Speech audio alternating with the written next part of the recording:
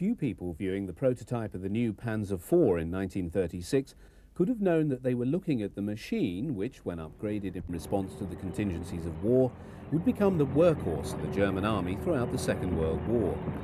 As originally envisaged, the role of the Panzer IV was that of a support tank.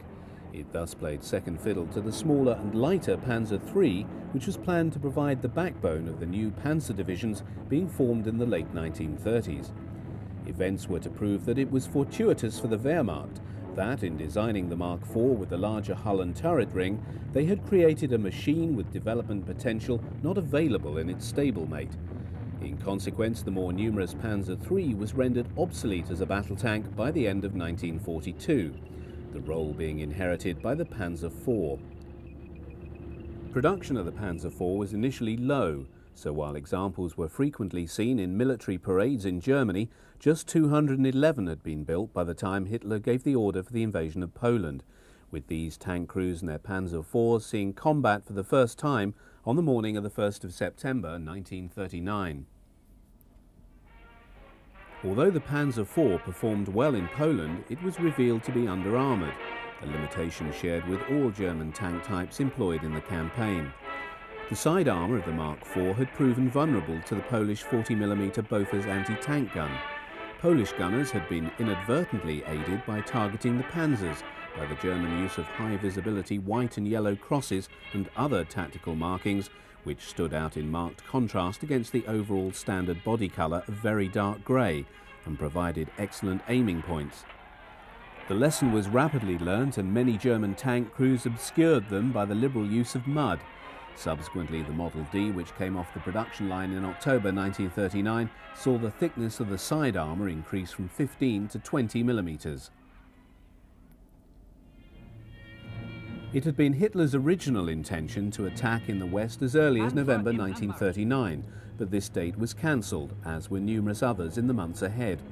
Even though the winter of 1939-40 was extremely cold, the German army continued to prepare for the coming campaign. In this footage, taken on training grounds in the east of the country, Panzer IVs exercised with infantry in their allotted role as support vehicles, functioning as the enemy for the benefit of troops equipped with the 37mm anti-tank gun. When on the 10th of May 1940 the Germans opened their offensive in the west, Panzer IV numbers had increased to 280, accounting for about 1/9 of the total number of 2,574 German tanks fielded in the campaign. While the relatively small increase of 69 machines in service since September 1939 continued to reflect the still low level of production of the machine, there were nevertheless sufficient available to ensure that every tank unit in the campaign would field a Panzer IV medium tank company of between 6 to 11 vehicles. The rapidity with which France was defeated owed more to the tactical and strategical employment of German armour acting in mass and in concert with the Luftwaffe to paralyse and confuse the enemy than it did upon the superiority of German tanks. When operating within the mass of German armour, the Panzer IV proved effective in its intended support role, but on those occasions when tank clashes did occur, its limitations came to the fore, the low velocity of its 75mm gun proving unable to penetrate the heavy armour of either the French or British main battle tanks, the Char 1B bis and Matilda II.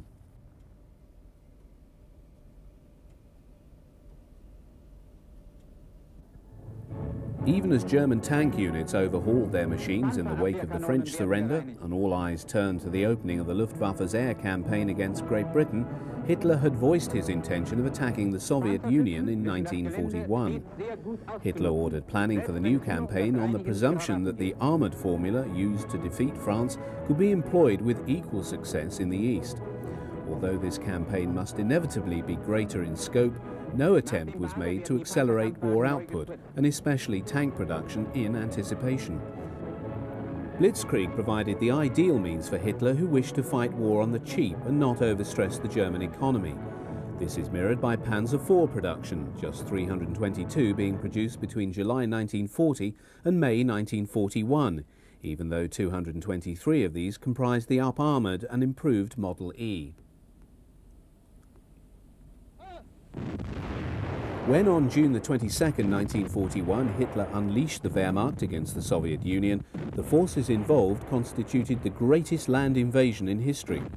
The cutting edge of the German drive eastward was the Panzerwaffe, tasked by Hitler to realize his primary requirement that the Red Army be destroyed in a rapid campaign in western Russia before it could retreat into the depths of the country.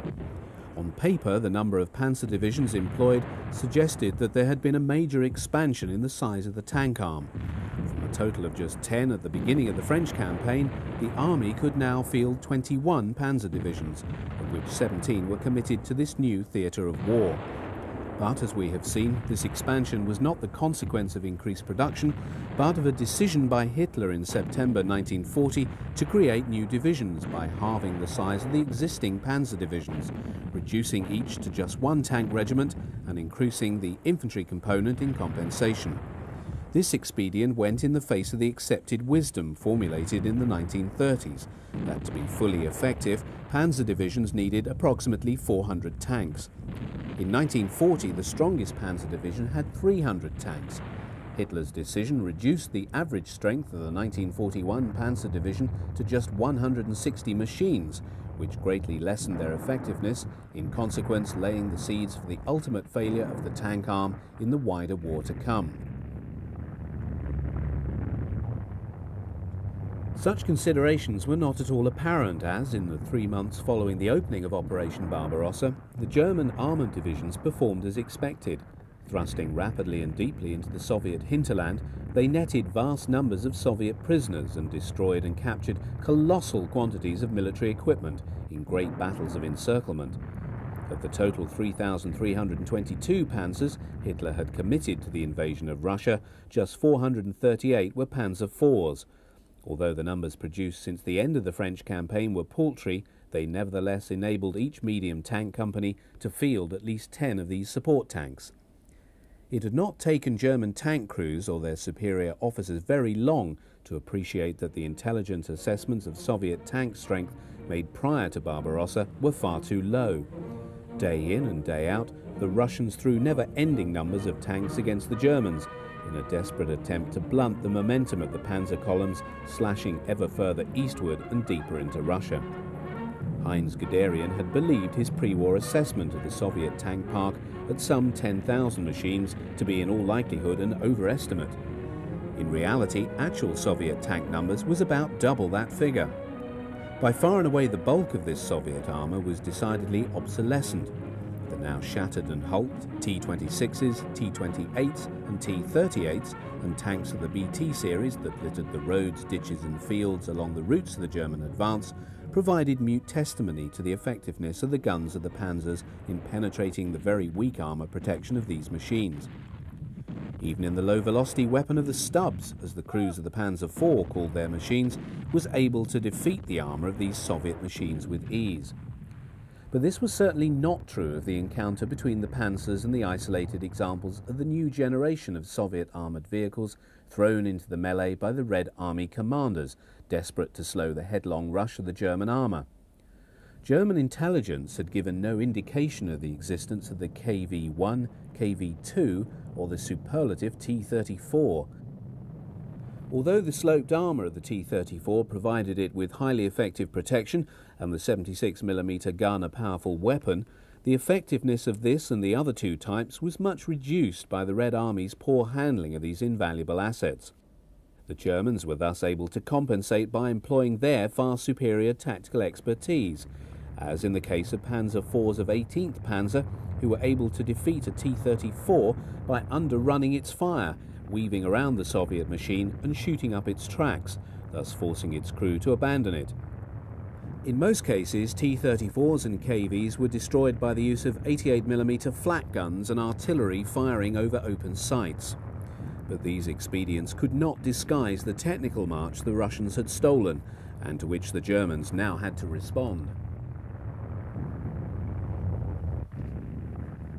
In August, Hitler shelved the drive on Moscow and ordered Guderian's 2nd Panzer Group from Army Group Center to drive south and assist Army Group South in the encirclement and destruction of the massive Soviet concentration in and around Kiev.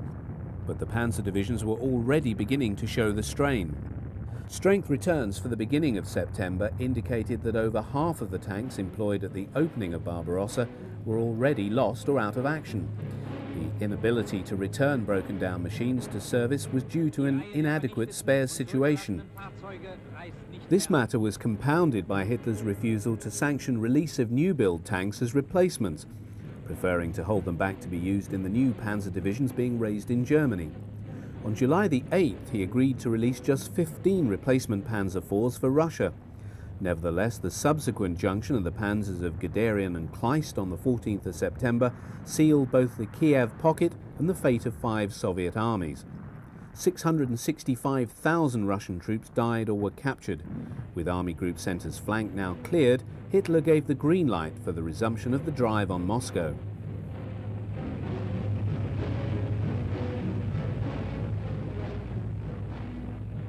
Even as the Kiev operation was concluding, far to the north German forces closed on the environs of Leningrad.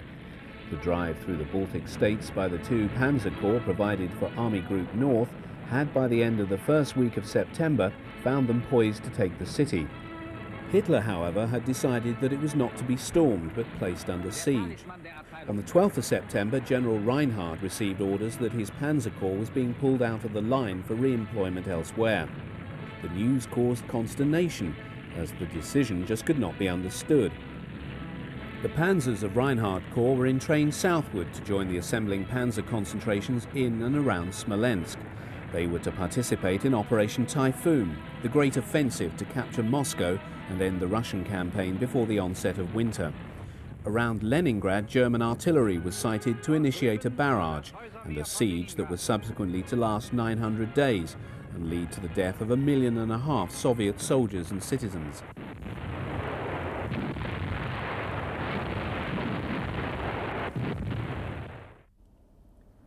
Within a week of the opening of Operation Typhoon at the end of September, the German forces netted a further 663,000 Soviet prisoners in the twin battles of Vyazma and Bryansk, tearing open the front before Moscow.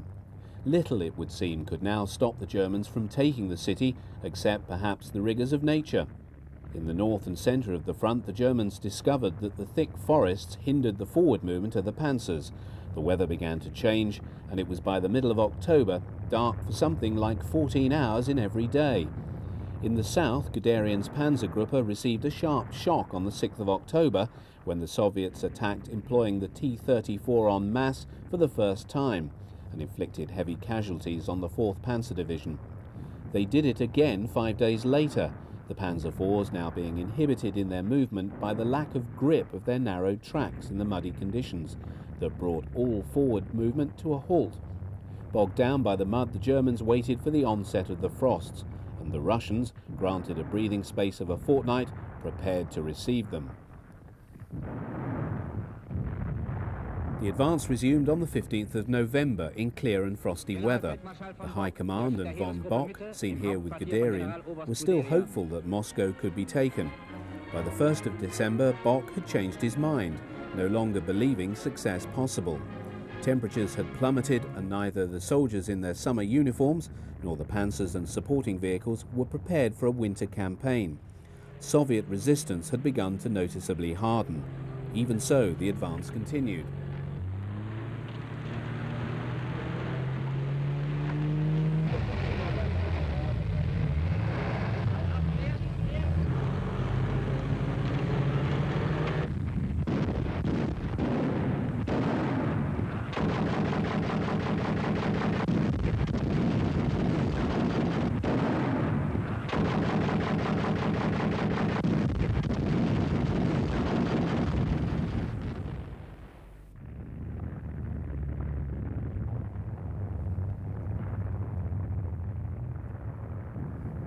As the temperatures began to plummet, frostbite cases among the infantry began to grow alarmingly.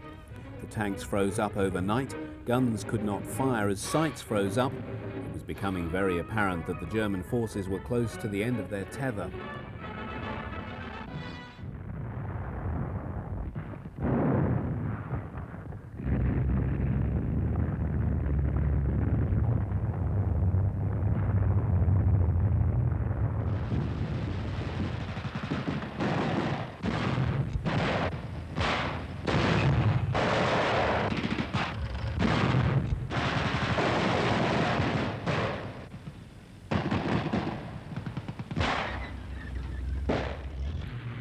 Although these tank crew appear cheerful for the benefit of the cameraman, the condition of the Panzer divisions was also declining rapidly. Although one last effort was being made, the prospect of seizing Moscow was rapidly fading, especially as it was becoming apparent that among the reinforcements flowing into the line before Moscow were units from Siberia.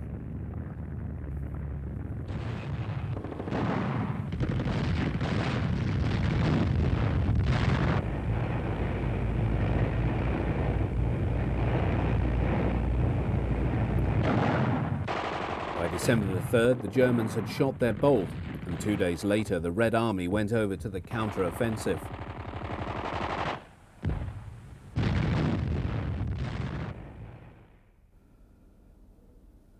On the 15th of February 1941, the tanks and other vehicles of the newly arrived Afrika Korps under General Erwin Rommel paraded through the streets of Tripoli before driving off into the desert to open up the campaign to tip the British out of Cyrenaica. Rommel's force was small, comprising initially the 5th Light Division with just 150 tanks, only 40 of which were Mark IIIs and 40 Panzer IVs. These were D and E models and were serving with the 5th and 8th Panzer regiments and issued with special tropical equipment, which included an air filter and larger radiator carried above the engine deck and protected by an armoured cover. The war of thrust and counter-thrust, which now raged along the coast of North Africa until October 1942, was truly one of mobile operations and tank battles, but the seeming ability of Rommel always to hold the initiative turned not at all on the quality of his armour. The essential difference between the British and German forces lay in the superior tactical methods, highly effective anti-tank guns, and the manner in which the latter constantly employed the principle of all-arms cooperation. This was best seen in the way in which Rommel rolled his anti-tank guns and 88mm flak guns into battle alongside his panzers. What very often appears to be nothing more than a disorganized mass of tanks, armoured cars, artillery pieces and half-tracks towing guns was in actuality a remarkably flexible instrument for fighting the types of battles characteristic of desert warfare.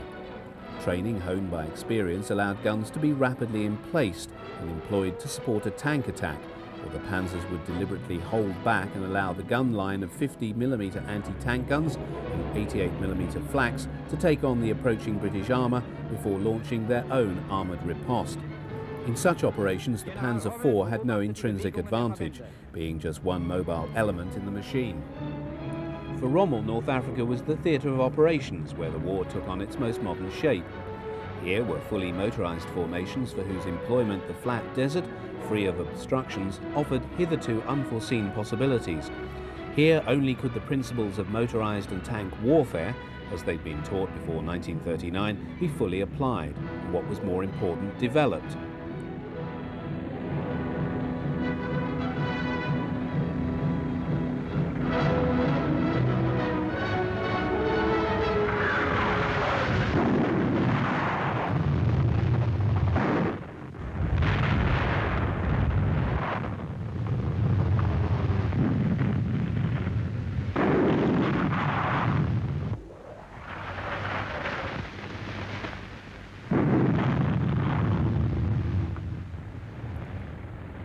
For the crews of the Mark IVs and other Panzers, British armour, while badly led, was viewed with care. The heavy armour of the Matilda could only be defeated by Rommel's 88mm flak guns. And the Valentine, though poorly armed, nevertheless proved a difficult and elusive target. Shermans, Crusaders and Grants all caused problems. But until the arrival of the Tiger, the most powerful German tank was the Mark IV Special. Case Blue, the German summer offensive in southern Russia in 1942, saw the deployment in some numbers of the new Panzer IV F2, mounting the 75mm KWK cannon with a long barrel of 43 caliber length. This had been ordered by Hitler the previous November so as to give the Panzer IV a gun with the killing power to take on the T-34 and KV tanks. Compared with the low-velocity Stub, the long barrel of the F2 had a muzzle velocity of 740 meters a second, enabling it to penetrate 82 millimeters of armor plate when angled at 30 degrees from the vertical. In March 1942, the Panzer IV production line at Krups closed down to enable the tooling for the new gun to take place. By the time the summer offensive in Russia was underway, just under 250 had been produced, and while a few found their way to North Africa, the bulk were sent to Russia, giving the Panzer divisions there a welcome fillip. Nevertheless, newsreels of the period show that the Panzer III was still by far and away the more important tank. For although the Panzer IV was now being seen as the machine with greater development potential, this was not as yet reflected in the numbers being contracted for. As the Panzers fanned out across the broad steppe into the late summer of 1942, the German drive focused on a thrust into the Caucasus to capture the oil fields and a drive towards the Volga to capture the city of Stalingrad. The seeming lack of Soviet opposition had convinced Hitler that the Russian is finished. But, unlike in 1941, Stalin had learnt no longer to stand still and allow himself to be encircled by the wide-ranging panzer columns. As his troops withdrew in the face of the Axis advance, he gave the order that at Stalingrad he would retreat no further. Hitler's decision not to stand by his original planning and allow 4th Panzer Army to take Stalingrad, but divert it southward toward Rostov, denied the Germans the rapid coup that could have taken the city by midsummer. By the time Hitler realized his mistake and sent elements of 4th Panzer Army back towards Stalingrad to take the city, the Soviets had dug in, prepared to fight to the last. 6th Army under von Paulus was fighting in the approaches to the city by early August and had every reason to believe that the city would fall relatively easily.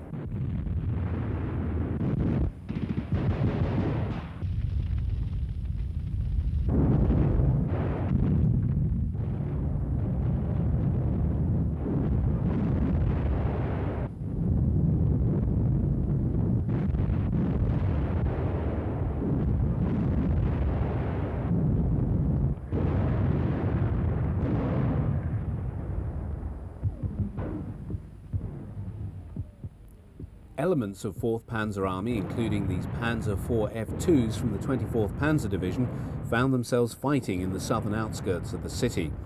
As Soviet resistance increased markedly, the Germans were forced by circumstance into using their invaluable armour in supporting their infantry in street battles, a form of fighting in which the Soviets were past masters and which tanks were totally unsuited for.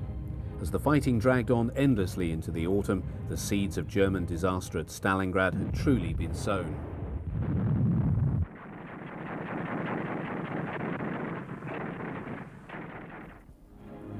Since the occupation, France had been employed by the Germans to rest and re-equip battered divisions from Russia.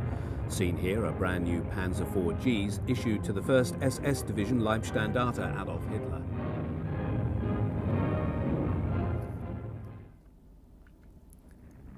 As part of his wide-ranging plan to destroy the whole of the German Southern Army Group, Stalin unleashed a series of other offensives in the wake of his encirclement of the 6th Army. By late January, Stalingrad already lay far in the rear of the advancing Soviet armies, and while doomed, even in its death throes, von Paulus' 6th Army commanded the attentions of Soviet forces that would otherwise have been added to those pushing the German ever further westward. By February, the German position looked dire as the Soviets pushed them back to the start line of their 1942 offensive and beyond. When Kharkov was abandoned in defiance of his direct orders and the German retreat continued, Hitler flew to the headquarters of Field Marshal Erich von Manstein to demand his head. With Soviet forces a bare score miles away, he instead gave way to Manstein's arguments and gave him a free hand to unleash a counter-offensive against the now greatly overextended Soviet forces of the southwestern front. The cutting edge of his assembling force was the SS Panzer Corps, comprising of the 1st SS Panzer Grenadier Division, Leibstandarte Adolf Hitler, 2nd SS Panzer Grenadier Division, Das Reich, and 3rd SS Panzer Grenadier Division, Totenkopf. All three had returned to Russia after being rested and re-equipped in France. While the Soviets were not unaware of the redeployment of German forces and the concentration of their armour, overconfidence led them to interpret the moves as evidence of yet further German withdrawals. So, when on the morning of the 19th of February, Manstein unleashed the SS Panzer Corps in the first stage of his counter-offensive, the Russians were caught totally unprepared.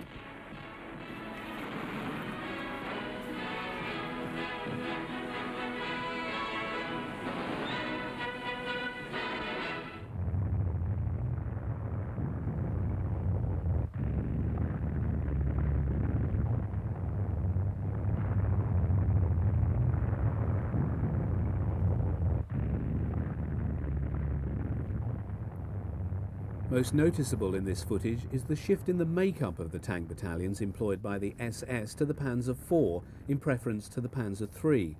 Indeed, February 1943 saw the last Panzer IIIs produced as battle tanks leave the production line in Germany. This event marking the final transition to the Panzer IV as the main battle tank in the German Army and Waffen-SS. The Soviets were slow to wake up to the implications of the German counter-offensive. Between 4th and 6th of March, the German forces regrouped and then opened the second stage of their assault towards Kharkov. During the next 5 days, the SS troops advanced towards the city, all the while engaged in hard fighting against retreating Soviet troops.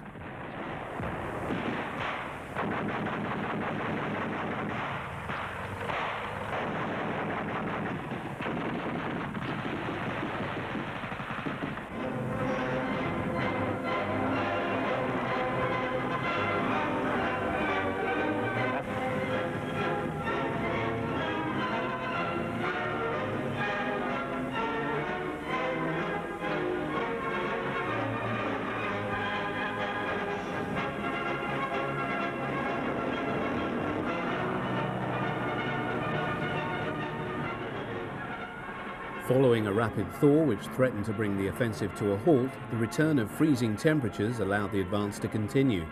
Divisional 88mm flak guns now turned their attention on retreating Soviet columns heading for Kharkov.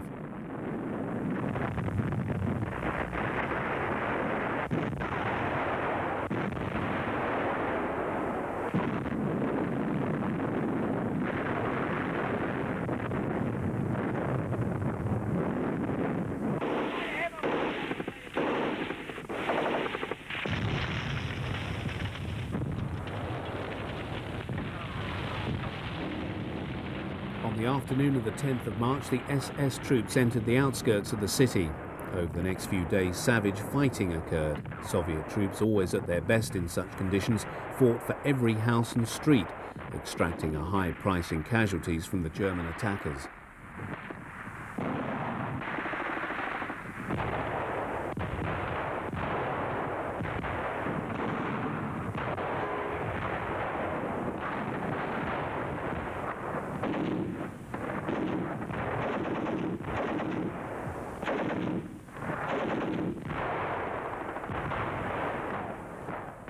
Of note are the special tracks being employed by these Panzer IVGs.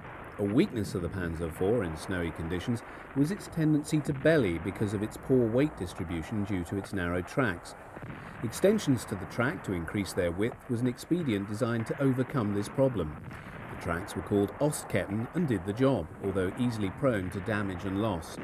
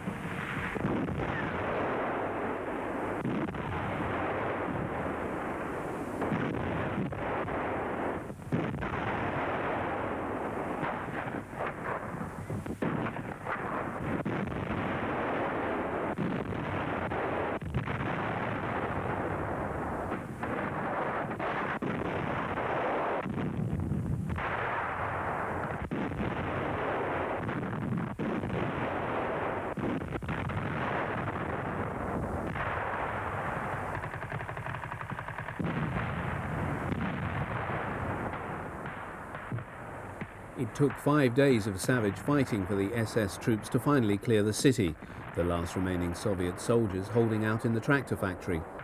A further advance by the armour north beyond Kharkov seized the town of Belgorod, but with the coming of the thaw, all further operations came to a halt in the face of general mud.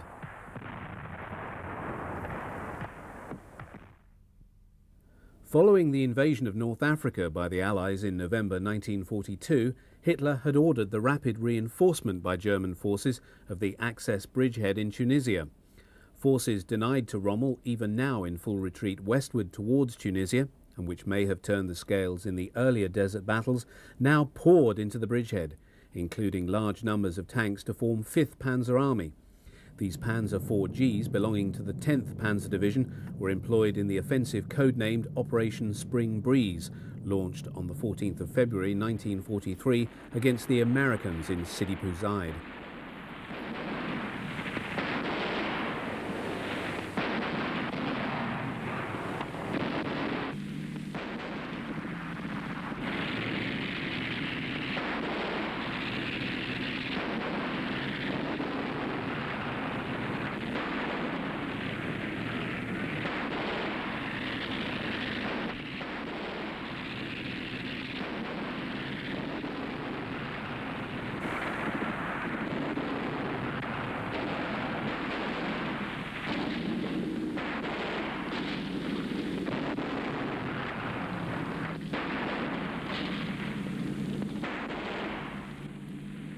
German success was transitory.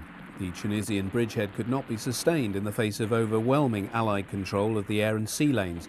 By May, the Axis position had collapsed. Following the appointment of General Heinz Guderian as Inspector General of Panzer Troops in February 1943, with the brief from Hitler to completely rebuild the tank arm, his first concern was to scotch the notion advocated by certain ill-informed but influential High Command generals to terminate Panzer IV production in favour of the new Tiger and Panther tanks. Such a move, he correctly observed, would have led to the early demise of the German army. In early 1943, the Panzer IV was the only tried and tested tank in production in Germany, and was therefore the only candidate that could function as the mainstay of the Panzerwaffe. He also stressed the need for its production to actually be increased during the years 1944-45, so as to serve his expansion plans for the tank arm. In this, he was ably served by Albert Speer, Reich Minister for Armaments and War Production, who'd been specifically charged by Hitler in January 43 to increase tank production even at the expense of other branches of the war industry. Speer had been working ever since his appointment the previous year to mobilise the slack in the German economy and increase war production by substantial margins. Frequent meetings of the sort seen in this footage was one of the means whereby he communicated targets and priorities. His task was not easy given the Byzantine nature of the Nazi system. Nevertheless, figures for the output of the Panzer IV give some idea of the strides that were being made. Whereas in January 41, 31 were produced. 1 year later, output had only risen to 58. But in January 1943, with the firms of Vomag, Nibelungenwerk, as well as the original company of Krupp-Gruson involved in the programme, production had risen to 168. In June and immediately preceding the offensive at Kursk, the numbers produced had risen yet again to 272. Output continued to climb and reached its peak in February 1945, when 485 Panzer IVs left the factories. In April 1943, the first Panzer IV Model H left the factories. This was the most numerous of all the subtypes, with some 3,774 being produced by the time it was phased out of production in favour of the Model J in June 1944. Although up-armoured and with a host of other changes, its most distinctive feature was the Scherzen, or armoured skirts, designed to give the Mark IV a measure of standoff protection against Soviet anti-tank rifles and Allied bazookas.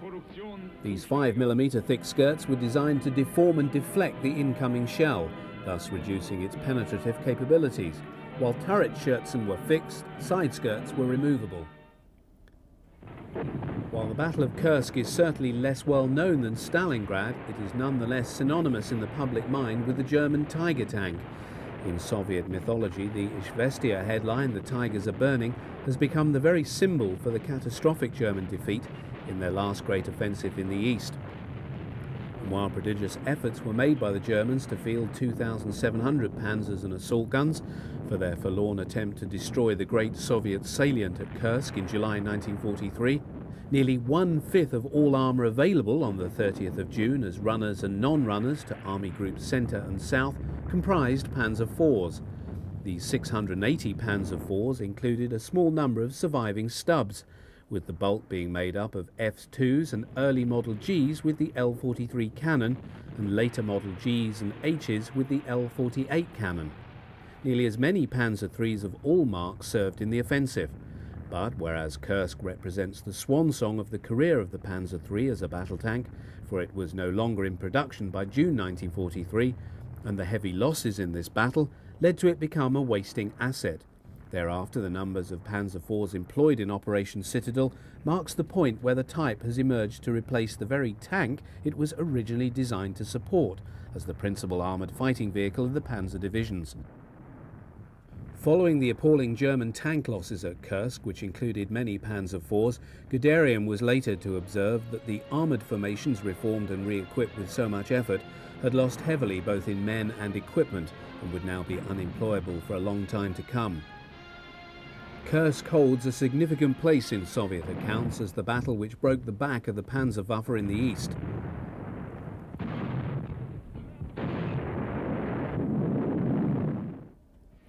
In the aftermath of Citadel, the depleted Panzer divisions had to contend with a Red Army that had replenished its losses and gone over to the offensive.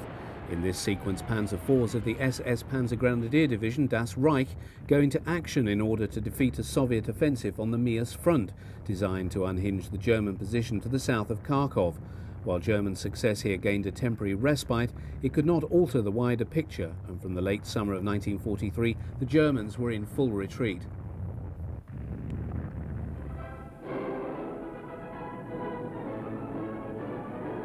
In such circumstances, the work of the field tank repair workshops acquired even more significance.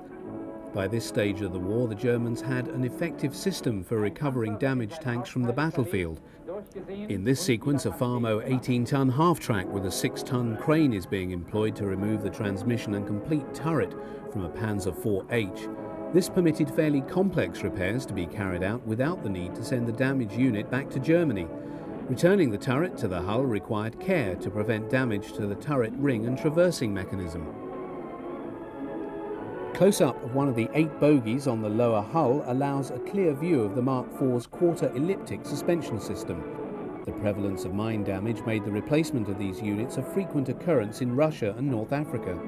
The external placement of the bogie unit did allow easy access when a replacement needed to be fitted.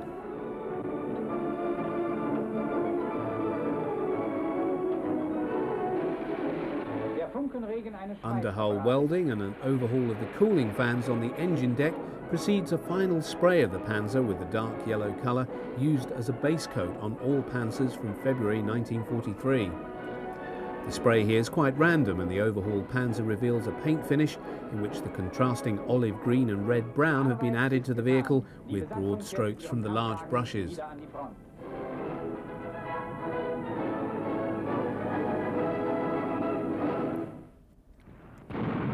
In the late summer and early autumn of 1943, Panzer IVs were engaged in heavy fighting during the retreat westward to the line of the Dnieper. It is still possible, even at this stage of the war, to distinguish from among the Scherzen-decked Panzer IVs the occasional survivor mounting the short-barreled 75mm gun and still being employed in its original role as a support tank. Unlike their commanders, Panzer drivers rarely gained the limelight of publicity. But in September 1943, Hans Thaler, an Unterscharführer in the 2nd SS Panzer Division Das Reich, was awarded the Knight's Cross for outstanding courage. Having destroyed 3 T-34s, his own tank was hit. Although his tank commander ordered the crew to bail out, Thaler remained and, under fire, jury-rigged the steering and got the Mark IV-G underway. In the following 30 minutes, his Panzer dispatched a further 7 Soviet tanks. Caught by a cameraman through a driver's visor is a Panzer IV-H with carefully sprayed camouflage on its Scherzen, belonging to the 2nd Panzer Division, moving forward slowly to engage a T-34, which is shown shortly thereafter on fire. The steppe provided on a clear day, when the heat haze and the high summer temperatures was not too great, almost optimum conditions for visibility. German optics, which were of a higher standard and sophistication than those of the Red Army, thus allowed German tank commanders the advantage when it came to the first shot. Until the introduction of the T-34-85 in early 1944, the T-34, notwithstanding its inherent virtues, did suffer from a two-man turret in which the tank commander had to double up as loader. This high workload lessened its combat efficiency. With a three-man turret crew, the Panzer IV was more efficient, and the workload for each crewman reduced. Nevertheless, by autumn, the Wehrmacht on the Eastern Front, having lost immense ground to the Red Army in the months after Kursk, could expect no respite, for with the winter came the expectation of new Soviet offensives. Following his appointment as Supreme Commander in Greece, Field Marshal Erwin Rommel had flown to Salonika on July 5, 1943, to inspect the defences. Hitler had bitten on the Allied deception that they intended to make landings there, and had also dispatched the 1st Panzer Division to the country as a reinforcement. The Allied intention had been to get Hitler to divert forces away from Italy, where the real invasion was to take place.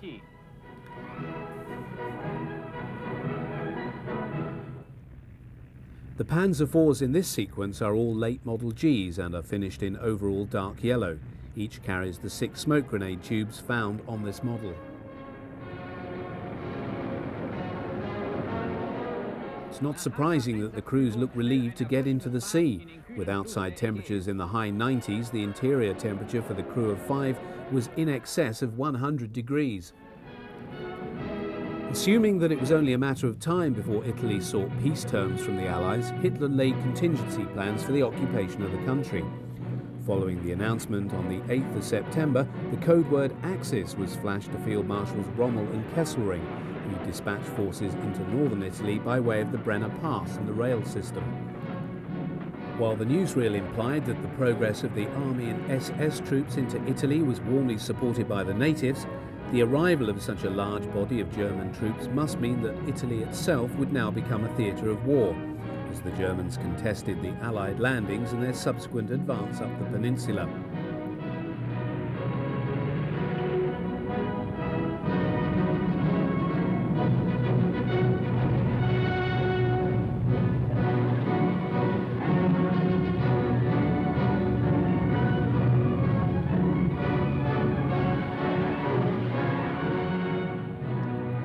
Hitler had intended originally to transfer the whole of the SS Panzer Corps to Italy after Kursk, the dire situation in Russia saw only the Leibstandarte withdrawn to arrive in Milan, where the presence of their Panzer IVs was deemed necessary to help the inhabitants remain loyal to the fascist cause. Italy was not a country whose geography was conducive to armoured warfare. Consequently, the number of panzer divisions deployed there varied from 1 to a maximum of just 3.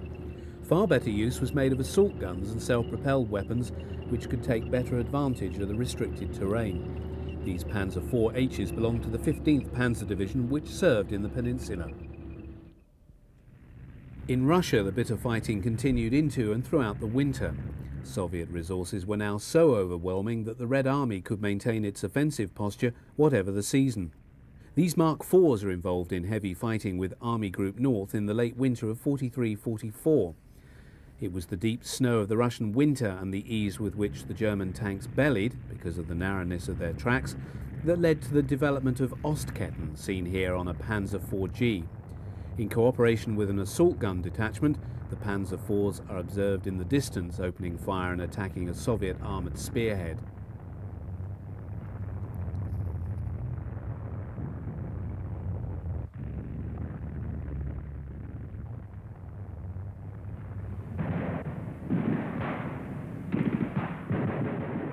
An observer is seen to be calling an artillery position from where a battery of 150mm guns opens fire on the distant Russians. The military disasters and bad news from the Eastern Front during the winter of 1943-44 is reflected in the paucity of film to be found on the newsreels, so that when an operational victory was secured, much was made of it. Such was the occasion when cameramen took part in the armoured assault that led to the breakthrough into the town of Kovel in the northern Ukraine, where a battle group under the command of SS Gruppenführer Herbert Giller had been encircled by the Soviets in mid-March 1944. Although a small detachment of Panthers from SS Viking had broken through to strengthen the garrison some days earlier, the main relief attack did not go in until the beginning of April. Elements of 4th Panzer Division under the command of Oberst Hoffmann and units from SS Viking broke through to the town via the road running from Brest-Litovsk. Among the Soviet armour destroyed were a number of Lend-Lease M4A2 Shermans that begin to appear in ever-increasing numbers on German footage from this front during 1944. Ad hoc armoured battle groups composed of tanks and self-propelled weapons from mixed units were a frequent response to contingencies on the Eastern Front, where Soviet armoured breakthroughs along the overstretched German lines required prompt action of a sort that could be given only by mobile troops.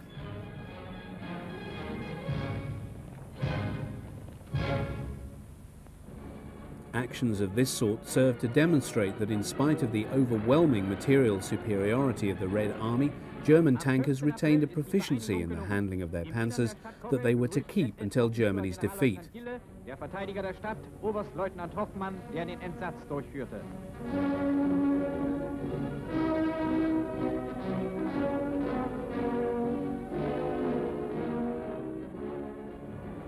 Troops of the Hungarian army no longer played a frontline role on the Eastern Front in early 1944, their activities being confined to the rear areas, albeit under German command. Nevertheless, Goebbels' propaganda department still went out of its way to depict the relationship between the two states as strong and based upon a firm and continuing commitment to the anti-Bolshevik crusade. When opportunity provided itself, they would film examples of such for the German cinema audiences, as in this case where an honour guard provided by a Panzer IV unit has been drawn up to enable a formal presentation of the Iron Cross to be made to 2 Hungarian officers. The Panzer IVs are late model H's and carry the Zimmerit anti-magnetic mine pace on their vertical surfaces.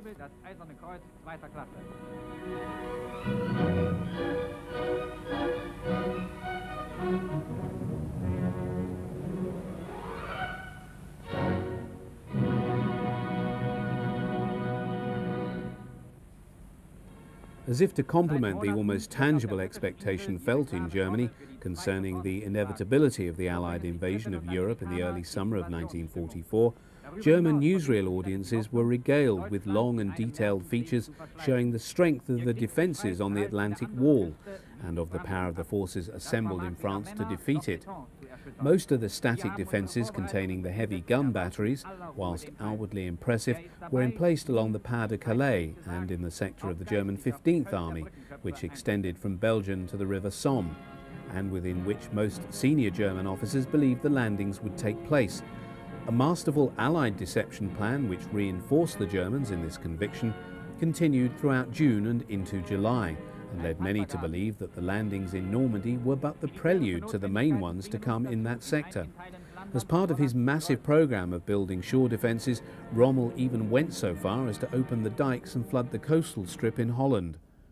German armoured strength was always recognised as being the key to defeating the Allied landings. On the 1st of June, no fewer than 700 Panzer IVs were on strength in France. The panzer units as well as the infantry were exercised in the period before the storm broke so as to hone up their fighting skills, but the resources available to the Germans were at best too thinly spread and in many cases in the wrong place.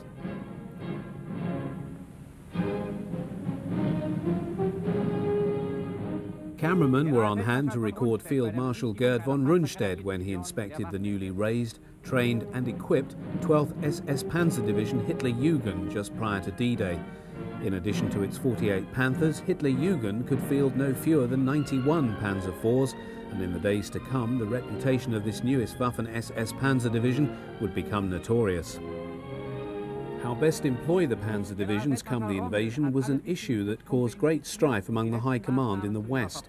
Rommel was adamant that they had to be sighted sufficiently far forward that they could attack the landing beaches as soon as the Allies came ashore.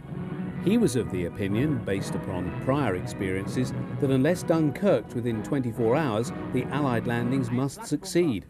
The reality of overwhelming Allied air power, he believed, rendered the view of Georg von Schweppenberg, Commander Panzer Group West, to await the landings and then employ his panzer divisions to smash the subsequent Allied drive out of the bridgehead, as misconstrued. The matter had not been resolved to anyone's satisfaction, even as the Allied invasion was underway.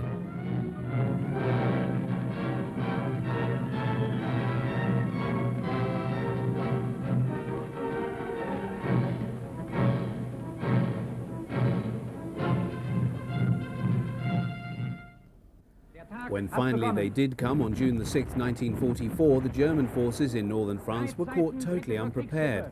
With Rommel away in Germany, any hope of the rapid release of panzer divisions to assail the Allied landing beaches within hours of their coming ashore came to naught.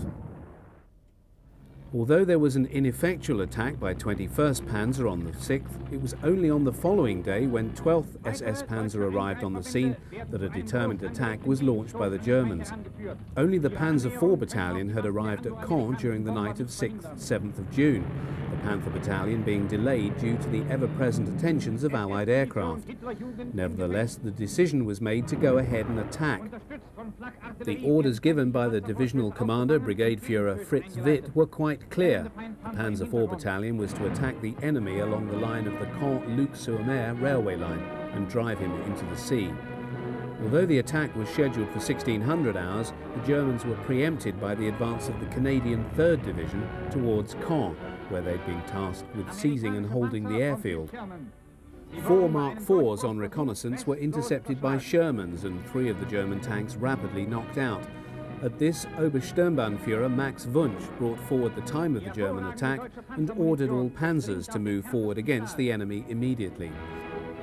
The combat footage to be seen here was shot during this battle and is some of the best taken from the late war period of Panzer IVs in action. Although some 50 Panzer IVs were deployed by Hitlerjugend for this attack, the camera has caught the action of just the 5th and 6th Companies as they struck against the Canadian flank. Although the 6th Company knocked out more than 10 tanks, they in turn lost 5 of their Panzer IVs to Canadian fire. Subsequently, the Mark IVs of the 6th Company continued their advance across the rolling terrain, but then came under fire from a gun line of hidden Canadian 6-pounder anti-tank guns. 5 Panzer IVs were hit and destroyed. By the end of the day, the tally stood at 14 Panzer IVs lost against 27 Canadian tanks destroyed. Although the footage is supported by strident and triumphalist music, implying that the young soldiers of the SS had achieved a great victory, in reality the possibility of the Germans destroying the Allied lodgement had gone. The attack by Hitlerjugend was called off as night fell. The 7th was just the first day of combat in what was to become 2 months of hard and vicious fighting, by the end of which the division had all but ceased to exist.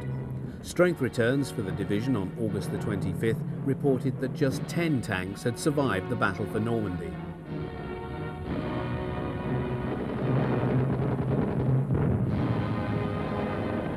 In den kleinen Küstenorten toben erbitterte Straßenkämpfe. Footage of Panzer IVs in action in the Normandy campaign is very limited, surprising given that it was the most numerous German tank to see action there. Very few panzers survived the Normandy campaign. Major losses of Panzer IVs on the eastern and western fronts in the latter part of 1944 saw a massive drop in the numbers available for combat. This is mirrored in the numbers employed in the Battle of the Bulge. Although Hitler had ordered the careful husbanding of panzer strength in preparation for Operation Autumn Mist, only 259 were available out of a total armoured strength of nearly 1,750 tanks and assault guns committed to the offensive. Even though 1,110 Mark IVs had been built from October through to December, the answer lies in an average monthly loss rate of panzers at this stage of the war of nearly 700 machines per month. The Panzer IV was not only the most numerous German tank at this stage of the war, it was also the most vulnerable. These twin factors providing the most likely explanation for the relative decline in the availability of the Panzer Mark IV. By the late summer of 1944, the Red Army had virtually destroyed Army Group Centre and reached the borders of Poland. Panzer IVs lined up along one side of the road are now moving forward to join combat with the enemy. When combat is joined, the Soviet tanks that the guns of the Mark IVs have destroyed are moored Lend-Lease Shermans. One of the more remarkable contrasts between the war fought in the East when compared to the West is the much lesser role played by air power in the former than in the latter. German newsreels show the rapid shifting of armoured units by rail from one threatened sector to another on the Eastern Front in a manner that was not possible in the West.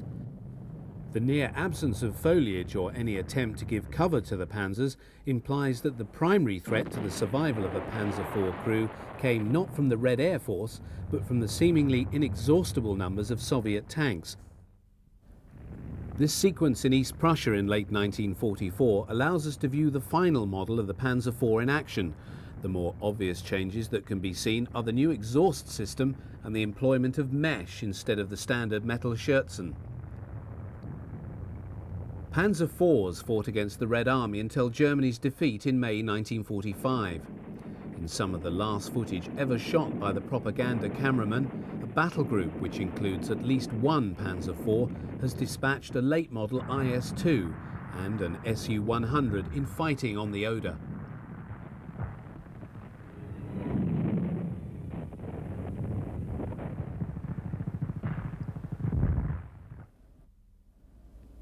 The battle history of the Panzer IV, the only tank to have remained in service and production for the duration of the Second World War, did not, however, end with it. The final shots ever fired by Panzer IVs were those in service with the Syrian army and employed by them to fire on Israeli settlements from positions atop the Golan Heights in the mid-1960s. Their final reckoning came in June 1967 when the Israeli army stormed the heights and captured them. Some stand there still, in mute testimony to the 7,350 Panzer IVs of all versions built between 1938 and 1945.